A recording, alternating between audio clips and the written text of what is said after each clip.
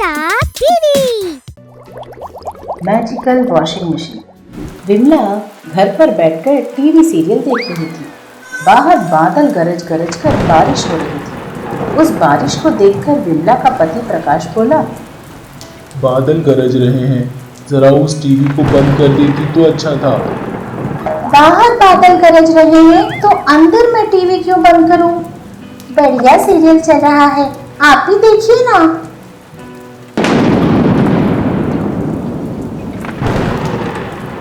उन बिजली के चमकने की वजह से टीवी खराब हो गया। अरे इसे क्या हुआ? क्यों बंद हो गया? मैंने कहा था ना टीवी बंद कर दे, अब देख। अरे रे, तो अब क्या सीरियल नहीं देख पाऊंगी? कुछ नहीं आएगा, जा अंदर जाकर उन कपड़ों को धो ले, कल मुझे कैंप पे जाना है।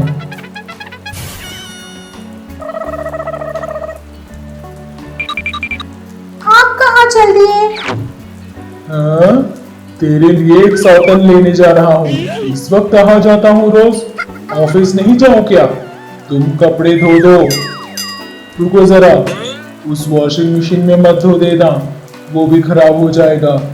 तुम ही हाथ से धो देना।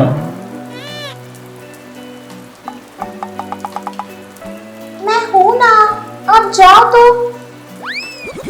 विमला सारे गंदे कपड़े लेकर बाथरूम के पास धोने के लिए पहुंची। सारे कपड़ों को भिगोकर वो उन्हें धोने लगी। एक कपड़ा धोते ही हाय राम, मेरे हाथ दर्द हो रहे हैं। छी, इतने बारिश में कौन कपड़े धोता है भला?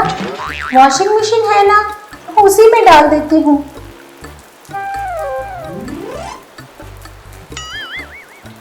जाकर वॉशिंग मशीन में कपड़े डालकर ऑन करती है। ऑन करते ही वॉशिंग मशीन से जोर का आवाज आया और वो बंद गया और वो रुक गया। मशीन भी खराब हो गई। अरे रे, लगता है ये भी खराब हो गई है। अब क्या करूँ? मैंने उनकी बातों को अनसुना करके इसमें कपड़े डाल दिए। अगर उन्होंने आकर देख लिया तो मैं तो गई काम से। अब मैं क्या करूँ? विमला बारिश में भीगते हुए सास के घर चली गई। क्या बात है, इतनी बारिश में आ गई, क्या हुआ? वो सासू माँ, हमारा टीवी खराब हो गया, कहकर वो रोने लगी। अगर वो खराब हो गया तो इसमें तेरी क्या गलती? दूसरा खरीद लेंगे, चल रोना बंद कर। मैं उसके खराब होने पर नहीं रो रही सासू माँ। तो फिर? आपके बेटे ने ऑफिस जाते जाते कपड़े हाथ से ही धोना, मशीन में मत डालना, वो भी खराब हो जाएगा, ऐसा कहकर गए थे। अच्छा।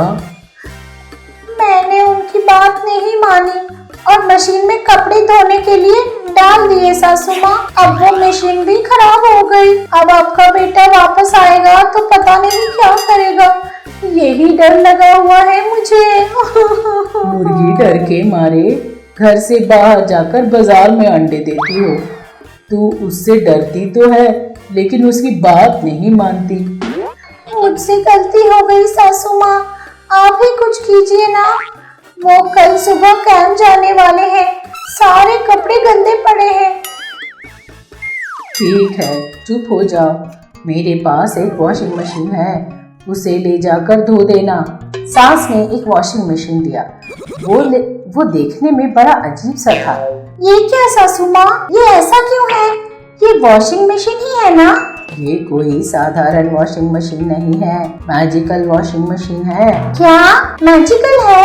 सारे वॉशिंग मशीन में गंदे कपड़ों को चमकदार बनाते हैं ना, ये ऐसा करने के अलावा फटे हुए कपड़ों को ठीक कर देता है। अगर पुराने कपड़ों को डालोगी तो अभी खरीदे हुए नए कपड़ों जैसे बन जाएंगे। सच में सासू माँ, मुझे दीजिए तो आपके बेटे के सारे कपड़े धो दूंगी। विमला वॉशिंग मशीन लेकर घर आ गई। प्रकाश के सारे कपड़े डालकर धो दिए। उसके बाद सासू माँ ने बोला था कि ये मैजिकल मशीन है, एक बार टेस्ट करती हूँ। उसने प्रकाश की एक शर्ट फाड़कर उस मशीन में डालकर ऑन करती है। तुरंत ऑफ करके उसमें डाले हुए शर्ट को बाहर निकाल कर देखती है। विमला उसे देखकर दंग रह गई। फटी हुई शर्ट एकदम नई जैसी बन गई। अरे वाह, उस बुढ़िया ने सही कहा था, ये सचमुच जादू है। हाँ, अभी वो टीवी खराब हो गई है ना, इस मशीन में जो भी डालो नया बनकर बाहर निकलते हैं, ऐसा उस बुढ़िया ने कहा था। अब उस टीवी को इसमें डालो तो एक नया टीवी बाहर निकलेगा। अरे वाह, वो घर आकर कहेंगे कि मैंने बहुत अच्छा काम किया है। ऐसा ही करती हूँ। विमला उस टीवी को लेकर वॉशिंग मशीन में डालकर ऑन करती है। बस और क्या, उस वॉशिंग मशीन से बहुत धुआं आने लगा। उस धुएं से पूरा घर भर गया। उस धुएं को देखकर बाहर लोगों ने फायर इंजन वालों को फोन कर दिया।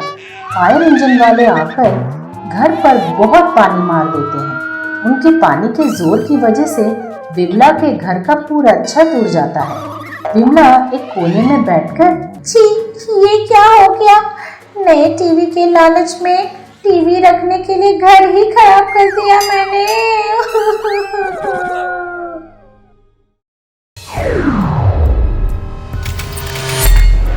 रवि ने 10वीं तक पढ़ी, फिर पढ़ाई छोड़ दी। कोई काम धाम भी नहीं करता था और इस वजह से उसकी माँ उसे गालियां बकती ही रहती थी। पढ़ाई वढ़ाई कुछ किया नहीं, काम धाम कुछ करता नहीं, जब देखो तब फोन पे लगा रहता है। अरे माँ, क्या काम करूँ? कोई काम नहीं है। पूछ रहा है क्या काम करो? शर्म वरम कुछ है नहीं तुझमें? कोई काम नहीं मिला तो जाके कूलीगिरी करना। कूलीगिरी? मुझे क्या समझ रखा है तुमने? मैं जिस ऑफिस में काम करूंगा ना, उसका एक मिनिमम रेंज होना चाहिए। हाँ हाँ, होगा होगा। ये कहते हुए वो अंदर चली गई। उसके जाते ही इसने टेबल पर से अखबार उठा लिया। ऑफिस बॉय चाहिए अर्जेंट, महीने का 10,000 तनख्वाह।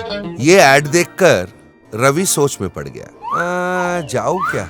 चलो एक बार देख आते हैं, जाता हूँ। ये सोचकर दूसरे दिन वो इंटरव्यू पे गया और उसको नौकरी मिल भी गई। देख, बाहर किरण बैठा है, वो तुझे तेरा काम समझा देगा। ठीक है सर, थैंक यू। फिर वो किरण से आके मिला। देख, सुबह सुबह सारे टेबल क्लीन करने होंगे, सारे डेस्क पे पानी लगाने होंगे और सबको चाय देना होगा। ठीक है सर। ऑफिस में किसी चीज की जरूरत पड़ जाए तो सामान खरीद लाना, साथ में बिल लाना और बिल लिख के भी देना। ठीक है सर। रवि रोज सुबह आकर सारे काम कर लिया करता था। टेबल क्लीन करता था, चाय पहुंचाता था, पानी रख दिया करता था, सब करता था।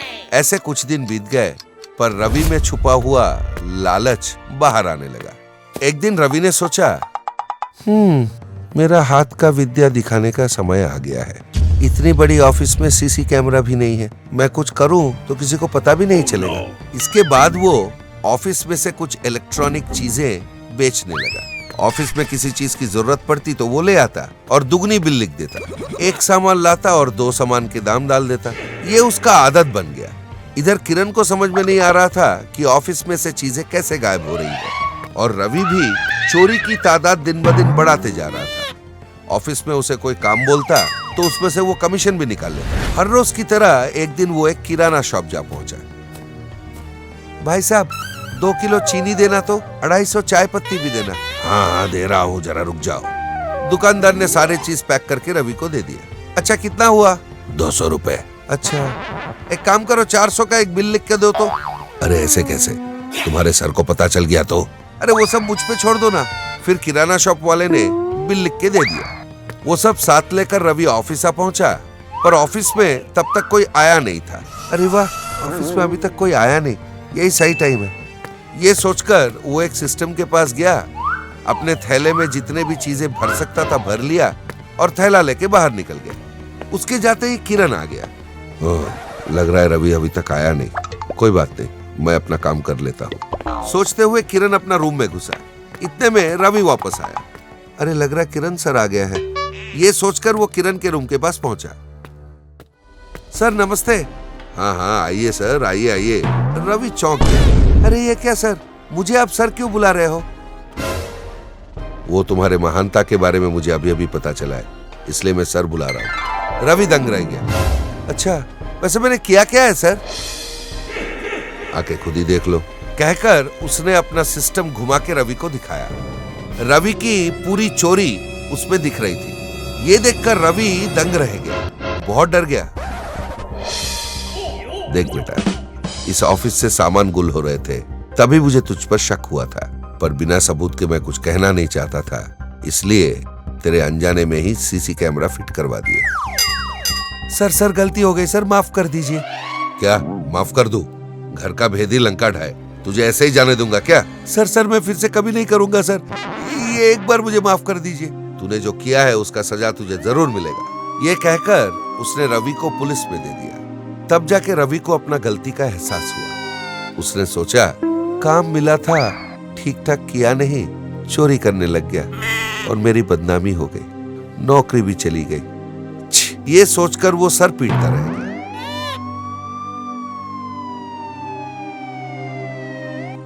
इस तरह के कई और मनोरंजक और ज्ञानवर्धक कहानियों के लिए बने रहिए हमारे साथ।